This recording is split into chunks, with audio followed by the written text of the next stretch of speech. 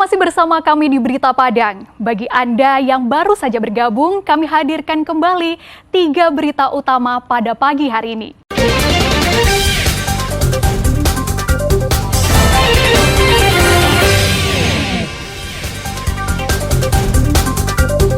Dua rumah di Padang rusak parah dihantam longsor.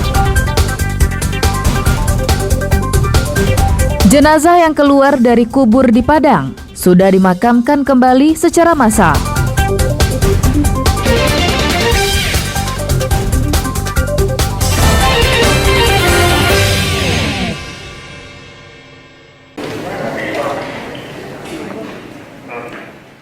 Setelah memeriksa selama beberapa jam, Kejaksaan Tinggi Sumatera Barat menahan 3 tersangka kasus pengadaan bibit ternak tahun 2021 di Dinas Peternakan dan Kesehatan Hewan Sumatera Barat pada Jumat malam pekan lalu.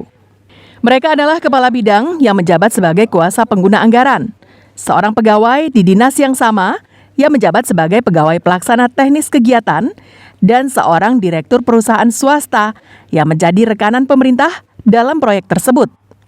Sesuai spesifikasi lelang, pengadaan sapi sebanyak lebih dari 2.000 ekor adalah sapi betina bunting.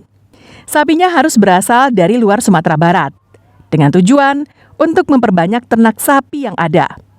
Kenyataannya, dengan anggaran sebesar lebih dari 35 miliar rupiah, para tersangka tidak mampu menyediakan sapi betina bunting dari luar Provinsi Sumbar, melainkan sapi betina tak bunting yang berasal dari dalam Sumatera Barat sendiri. Selain itu, para tersangka juga melakukan penggelembungan harga sapi, sehingga negara dirugikan sebesar 7,3 miliar rupiah. Dan lucunya sapi yang mereka beli berasal dari dalam Sumatera Barat sendiri. Jadi tujuan tadi itu supaya populasi sapi yang ada di Sumatera Barat itu bisa berkembang. Ini tidak terjadi, jadi ini kan gagal proyek ini. Saya katakan ini gagal ini. Proyek pemerintah gagal. Tujuannya supaya bagaimana Provinsi Sumatera Barat itu populasi sapi itu berkembang. Pertama, sapi bunting mereka tidak bisa dakan, kemudian sapinya juga bukan berasal dari luar. Ketiga tersangka langsung dibawa ke Rutan Anak Ayah Padang untuk menjalani penahanan selama 20 hari. Para tersangka dijerat pasal 2 dan 3, junto pasal 18, Undang-Undang Nomor 20 Tahun 2001 tentang tindak pidana korupsi dengan ancaman maksimal 20 tahun penjara.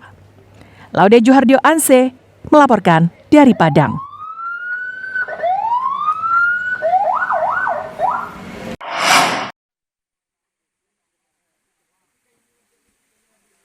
Ini merupakan proses pencarian sepasang suami istri oleh tim gabungan Basarnas, BPBD, polisi, tentara, dan warga di Jorong Pantas, Nagari Tanjung Sani, Kabupaten Agam. Kamis malam pekan lalu, longsor terjadi di wilayah itu. Sepasang suami istri tidak dapat menyelamatkan diri dan tertimbun longsor. Jumat pagi, tim gabungan berjibaku melakukan pencarian dengan menggunakan peralatan seadanya. Suami yang bernama Haryadi, berusia 55 tahun, ditemukan pada Jumat pagi dengan kondisi meninggal dunia. Korban ditemukan di bawah reruntuhan rumahnya. Sementara sang istri, Sofia Arina, usia 55 tahun, ditemukan tertimbun di bawah tempat tidurnya yang dihantam material tanah longsor pada Sabtu siang. Korban langsung dievakuasi petugas dan dibawa ke rumah keluarga. Tim SAR terkendala menuju lokasi karena jalan tertutup material longsor dari kedua arah.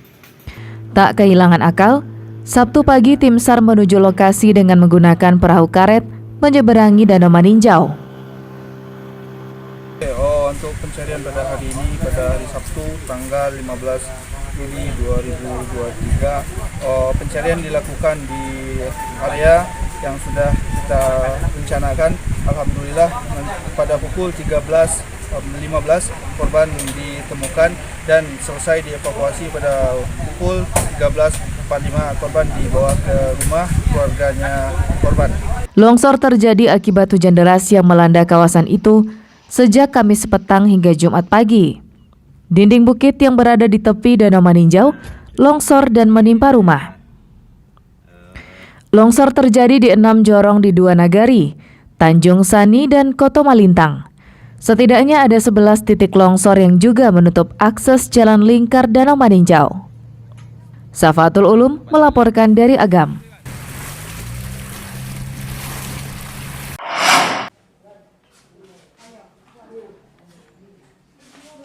Dua rumah di daerah Mata Air, Kecamatan Padang Selatan, Kota Padang, Sabtu sore pekan lalu, rusak parah dihantam longsor.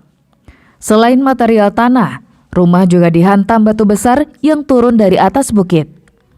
13 orang penghuni rumah untuk sementara terpaksa tinggal di rumah kerabat dan tetangga karena rumah mereka tidak bisa lagi ditempati. Gubernur bersama Wali Kota Padang dan Sekretaris Utama BNPB meninjau kondisi rumah tersebut. Karena dinilai rawan, pemerintah Provinsi Sumatera Barat rencananya akan merelokasi warga yang tinggal di kawasan perbukitan di Kelurahan Mata Air ini. Selain itu, berdasarkan tata ruang, warga sebenarnya tidak memiliki izin untuk mendirikan bangunan di kawasan ini.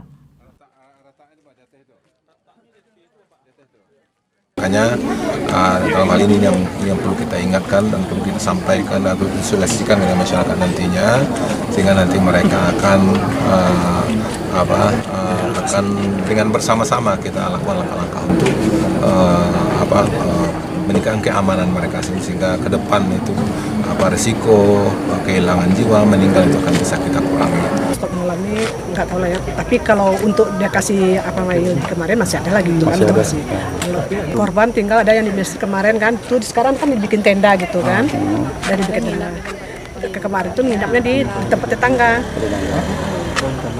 Longsor terjadi karena tanah di lereng bukit menjadi labil setelah diguyur hujan deras Kamis pekan lalu. Tidak ada korban jiwa akibat peristiwa ini. Alfi melaporkan dari Padang.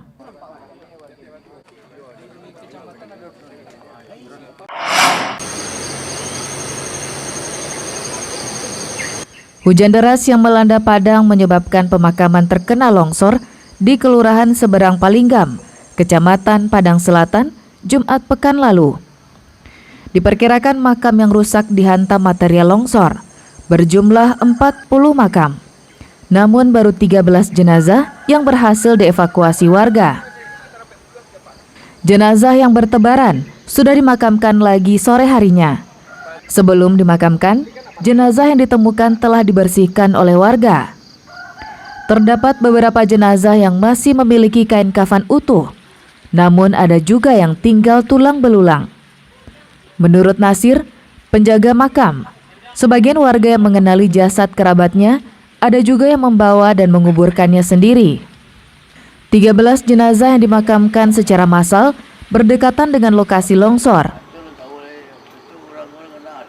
Kira-kira lah yang itu yang dapat saja kemarin itu 13. Ya kalau satu-satunya kalau bersih, ya itu ada keluarganya mau dipindahkan, kok mau di mana dibawa itu terserah lah ya, nah itu kan tidak tahu. Makam ini terletak di lereng perbukitan kawasan Seberang Padang dengan ketinggian 125 meter dari permukaan laut. Akibat curah hujan yang tinggi Kamis pekan lalu, lereng bukit longsor dan menghantam sebagian makam. Alfi melaporkan dari Padang.